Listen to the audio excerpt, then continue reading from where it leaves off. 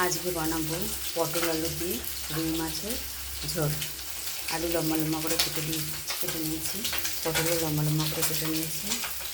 আদা, জিরে, টমেটো, কাঁচা লঙ্কা পেস্ট করে নিয়েছি। মাছগুলো ভাজা করতে দিয়েছি কড়াইতে, কিছু মাছ ভেজে তুলে নিয়েছি। এই মাছগুলো ভাজা হয়ে গেছে, এগুলোই তুলে নিচ্ছি। মাছ ভাজাগুলো হয়ে গেছে, মাছ ভাজাগুলো সব তুলে নিয়েছি। এবার কড়াইতে ওই তেলের মধ্যেই একটু জিরে ফোড়ন দিয়ে দিচ্ছি, আর কেটে রাখা আলু আর পটলগুলো ভেজে দিচ্ছি।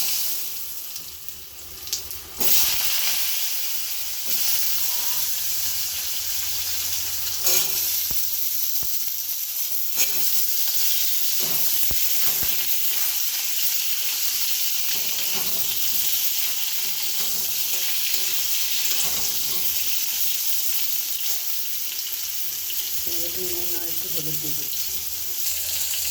নুন আর পরিমাণ মতো হলুদ দিয়ে দিয়েছি। এটা ভালো করে নাড়িয়ে ভেজে নিচ্ছি।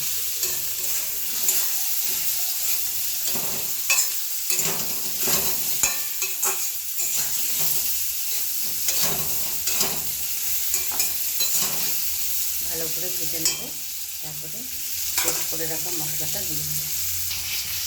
পটল আর আলু ভাজা হয়ে গেছে। এবার যে মশলাটা পেস্ট করে নিয়েছিলাম, আদা, জিরে, কাঁচা লঙ্কা, টমেটো বাটা, ওটা দিয়ে দিচ্ছি। ভালো করে কষিয়ে নেব। মশলাটা দিয়ে আলু আর পটলটাকে ভালো করে কষিয়ে দিচ্ছি।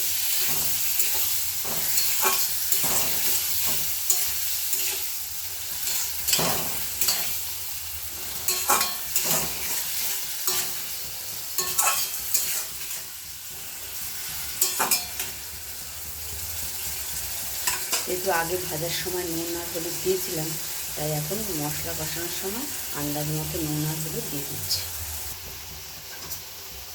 পরিমাণ মতো নুন আর হলুদ দিয়ে দিলাম। এবার ভালো করে কষিয়ে নিচ্ছি।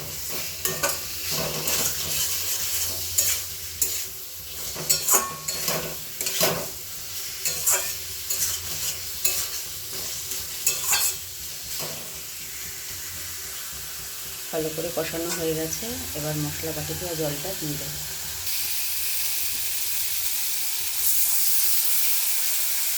মশলা বাটি দেওয়া জলটা দিয়ে দিলাম, দিয়ে আবারও ভালো করে কষিয়ে নেব।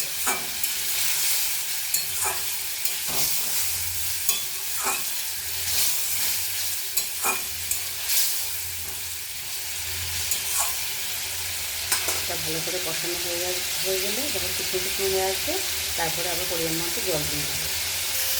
মশলাটা ভালোভাবে কষানো হয়ে গেছে, এবার পরিমাণ মতো জল দিয়ে দেবো।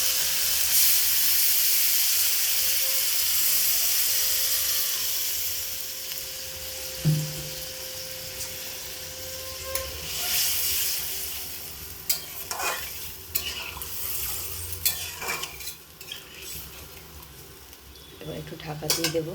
ঝোলটা ফুটে উঠলে ভাজা মাছগুলো দিয়ে দেবো। ঢাকাটা খুলছে, ঝোলটা ফুটে উঠেছে। এবার ভাজা মাছগুলোকে ছেড়ে দেবো।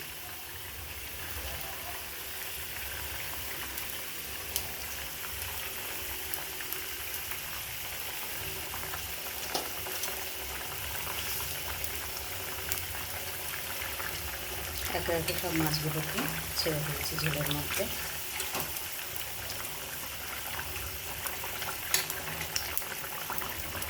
আবার একটু ঢাকা দিয়ে দেবো।